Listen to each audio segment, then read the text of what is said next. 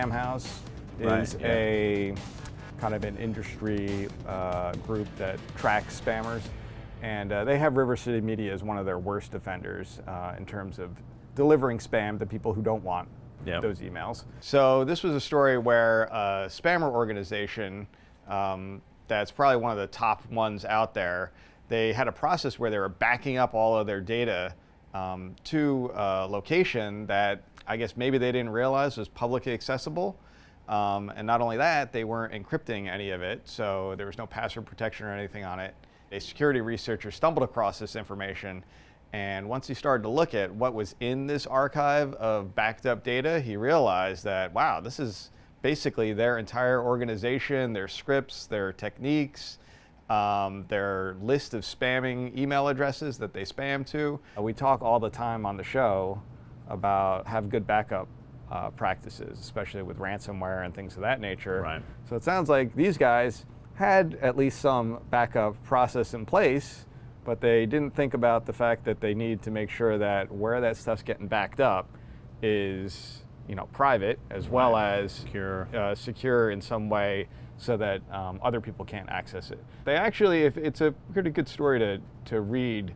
The MacKeeper story is a lot more detailed, goes into the types of things they found, the scripts, and some of their techniques that they use.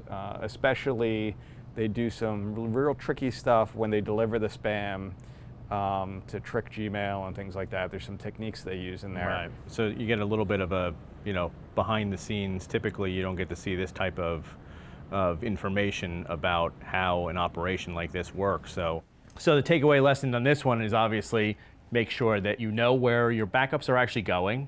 Make sure that your backups are actually encrypted so that if anybody actually gets them, they still can't read them. Make sure that you're following your normal, you know, security procedures, you know, and just be smart about it. Don't make the same mistakes that the bad guys made here. Don't back up to some public repository that everyone can get to. It's kind of neat to see, you know, the tables kind of get a little bit reversed on this one. Yeah, it's rare that you get a peek behind the curtains, like you said, of how these, I mean, you kind of have an idea generally how spammers operate, but this is a pretty big organization. They were delivering over 1 billion spams a day, you know, to that list of people, and to do that requires a lot of organization. Right. And now all their secrets are basically exposed, so they're probably in a pickle now. Right.